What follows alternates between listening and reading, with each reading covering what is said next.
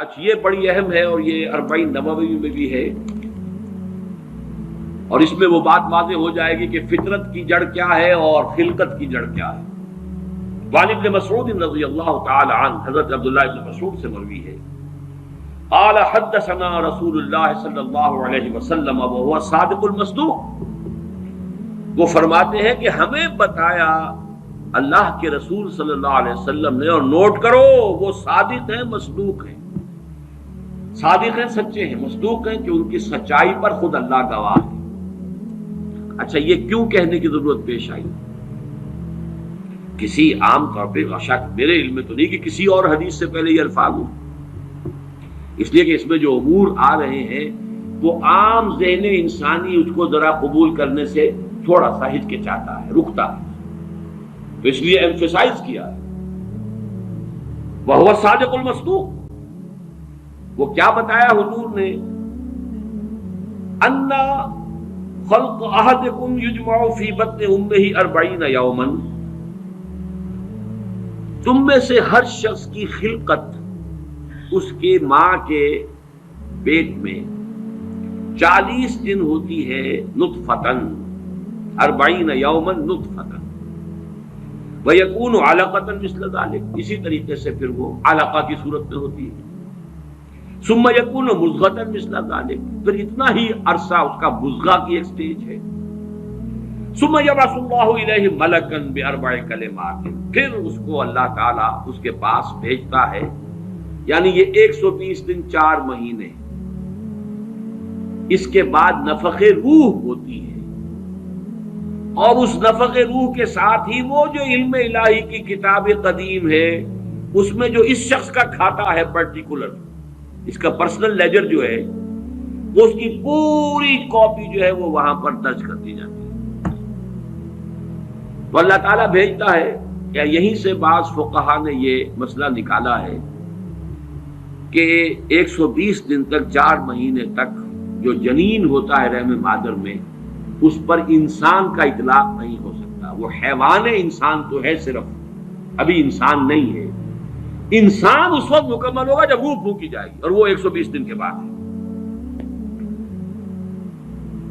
ثم يبعث الله إليه ملكا، پھر اللہ تعالیٰ بھیجتا ہے اس کی جانب ایک فرشتے کو، بأربع کلمات، 4 باتوں کے ساتھ، فیکتب له، اب یہاں پہ کتاب کے لفظ کو پھر نوٹ کر دیجیے، میں سمجھتا ہوں بڑا مناسب لفظ زبان پر آ گیا کہ وہ جو ایک بڑا وہ سپریم کمپیوٹر ہے، اس میں جو بھی کھاتا ہے پرسنل اس شخص کا، اس انڈیویجول کا، جو فلاں تاریخ کو فلاں جگہ پر وہ 120 دن کا جنین بن جائے گا، اس کا کھاتا وہاں سے لا کر منتقل کر دیا جاتا ہے، اور یہ ہمارے وجود میں پیوست کر دیا جاتا ہے۔ یہ بھی نوٹ کریں، یہ سورہ بنی اسرائیل میں ہے، سورہ بنی اسرائیل میں جہاں شاکلہ کا لفظ آیا آخر میں جا کر، شروع میں یہ بھی ہے کہ ہر شخص کا وہ جو نامہ اعمال ہے وہ اس کی گردن میں کہیں کوئی جگہ ہے، کوئی مائکروسکوپی بھی کوئی الٹرا مائکروسکوپک ہوگی کہ جس کے اندر وہ فی عنقہ ونخرج له یوم القیامۃ کتابا یلقاہ منشورا وکل انسان الزمناہ طائرہ فی عنقہ ونخرج له یوم القیامۃ کتابا یلقاہ منشورا۔ تو یہ کہیں وہ ہے کھاتا، جیسے کہ دل میں روح ہے جسے ہم نہیں جانتے، وہ ہمارے ڈسیکشن میں، ہمارے مطالعے میں، ہمارے جو حواس مادی ہے ان کی گرفت میں نہیں آتی ہے، اسی طریقے سے گردن میں کہیں انسان کے کوئی شے ہے کہ جہاں پر کہ وہ ہمارا وہ کھاتا جو ہے اس مکمل کتاب الہی، وہ جو اس کا علم الہی جو قدیم ہے اور قطعی ہے، اس سے اس کی پرسنل جو ہے وہ کھاتا وہ آ کے یہاں پہ خط کیا بأربع کلمات فیکتب عملہ، یہ بھی لکھ دیتا ہے اس کا عمل کیا ہوگا، یہ وہی علم ہے، اللہ کا علم، یہ کیا کرے گا، واجلہ،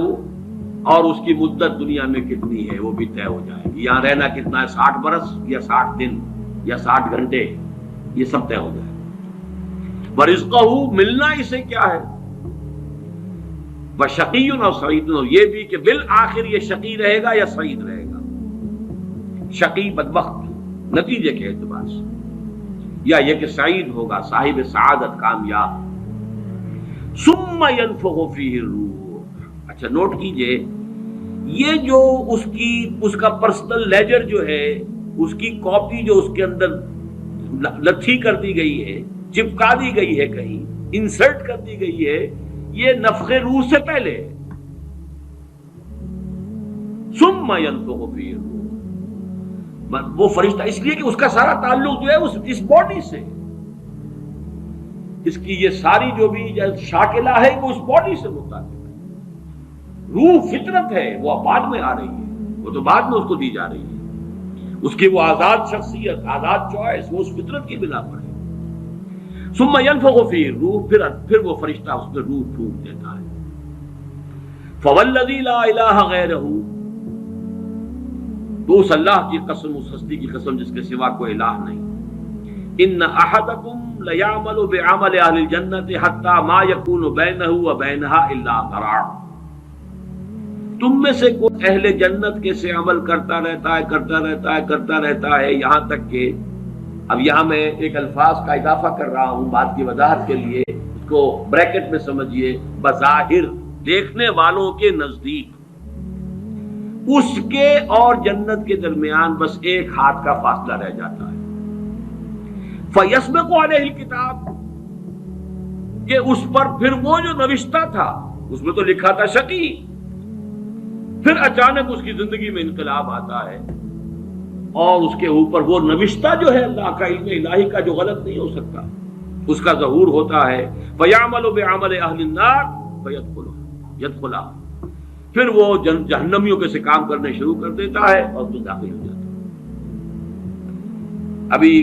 میرا خیال ہے کہ سال 1.5 سال یا 2 سال ہو گئے ہیں،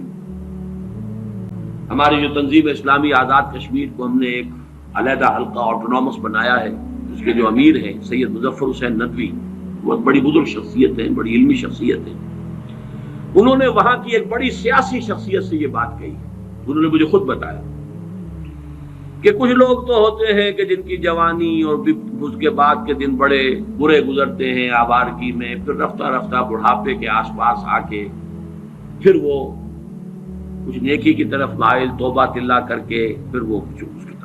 اچھے راستے پہ آ جاتے ہیں۔ کچھ لوگ الٹے ہوتے ہیں کہ وہ پہلے بڑے نیک، بہت صالح، بہت اچھے، بہت محتاط، بہت متقی، لیکن یہ کہ آخری عمر میں آ کے تو ان کا حال جو ہے بدل جاتا ہے اور پھر وہ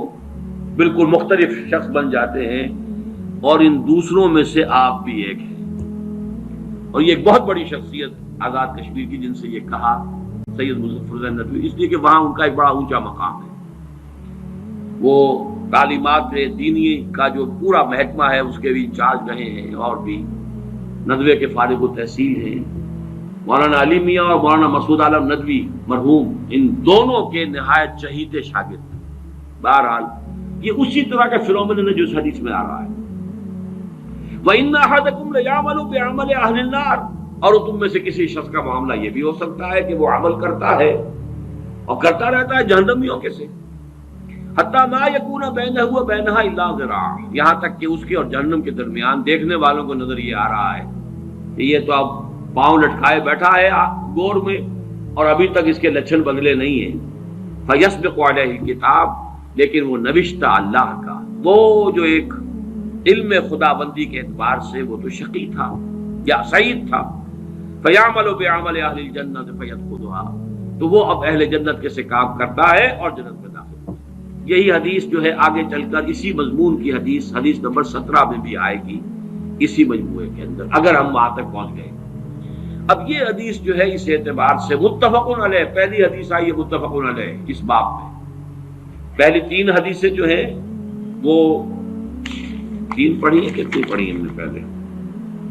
1 2 3، یہ چوتھی حدیث ہے اور یہ ہے متفق علیہ، باقی 3 کی 3 صرف صحیح مسلم کی تھی، اور بڑی عظیم حدیث ہے، بہت عظیم حدیث۔ ایک تو فطرت اور جبلت یہاں واضح ہو گئی، ایک سرشتے خلقت ہے انسان، ایک فطرت ہے، فطرت ہے اس کا تعلق اس کا روح ملکوتی سے ہے، وہ روح ہے۔ ثم ينفخ فيه الروح، روح ڈوبتا ہے اس سے پہلے 120 دن کا جو یہ جنین ہے، جو امبریو ہے اور وہ لیونگ ہے، اس کے اندر لائف کے تمام جو بھی اوصاف ہے وہ موجود ہے، وہ تو پہلے دن سے ہے، स्पर्मेटोजोन भी अगर था तो वो भी जिंदा था, मुतहर्रिक था, फ़आल था, और अगर ओवम था माँ की तरफ से तो वो भी जिंदा शय थी, लिविंग एक ऑर्गेनिज्म है। लिहाजा कोई वक्त भी उसके ऊपर ऐसा तो नहीं आया, वो तो हयात से हयात चली आ रही है। वो माँ की हयात और बाप की हयात, उन दोनों से मिलकर हयात का एक सिलसिला जो है वो शुरू हो गया। लेकिन 120 दिन के बाद वो मरहला आता, उससे पहले खिलकत है सिर्फ, और उस खिलकत से ताल्लुक है उन 4 चीजों का जिसका ताल्लुक किताब से।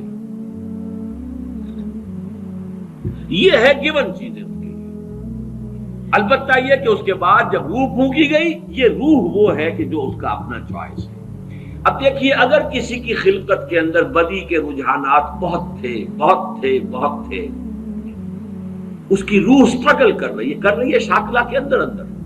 शाकला से बाहर निकल नहीं सकती। Great resistance it has to overcome.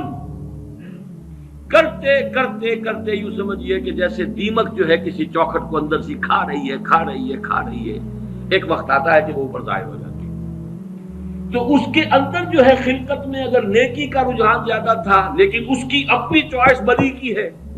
तो उसे स्ट्रगल करनी पड़ी है अपनी नेकी को दबाने में, दबाने में, दबाने में। उस वक्त तक नेकी जाहिर हो रही है, लेकिन बिल आखिर वो कामयाब हो जाता है, इसलिए कि वो शकी था, और आखिर में वो दीमक जो है शकावत की वो जाहिर हो जाती है। अगर बदी के रुझानात उसकी खिलकत में ज्यादा थे, गिवन शाकला जो है वो नेगेटिव ज्यादा था, वो कोशिश कर रहा है। अब ये स्ट्रगल जो है इंसान की शख्सियत के अंदर हो रही है, अल्लाह जानता है इसको। देखने वालों को तो ये नजर आएगा वही काम कर रहा है जो पहले 10 साल पहले कर रहा था, आज भी वही कर रहा है। उन्हें नजर नहीं आएगा कि इसने कितनी मेहनत की है, कितनी बार गिरा है, फिर उठा है, फिर गिरा है, फिर उठा है, कितनी मर्तबा जो है ओवर पावर किया है इसे इसकी उस खिलकत ने, और शैतानी वसाविस ने जो उसको और सपोर्ट कर रहे हैं। लेकिन इसने अपनी he has not given up his struggle, उसके अंदर लगा रहा है, यहां तक बिल आखिर कामयाब हो गया। लेकिन देखने वालों को जो नजर आएगा उसके एतबार से हदीस ने बात को वाज़ेह कर दिया, कोई इश्काल नहीं। अल्हम्दुलिल्लाह मेरे ज़हन में कोई इश्काल इस हदीस के दर्जे में बाकी नहीं रहा। वरफ़ाना लका ज़िक्र, वरफ़ाना लका ज़िक्र, तेरी खुशबू मेरी चादे, तेरे तेवे मेरा ज़ेवे, तेरी खुशबू मेरी चादे, तेरे तेवे मेरा ज़ेवे, तेरा शेवा मेरा मसला, वरफ़ाना लका ज़िक्र।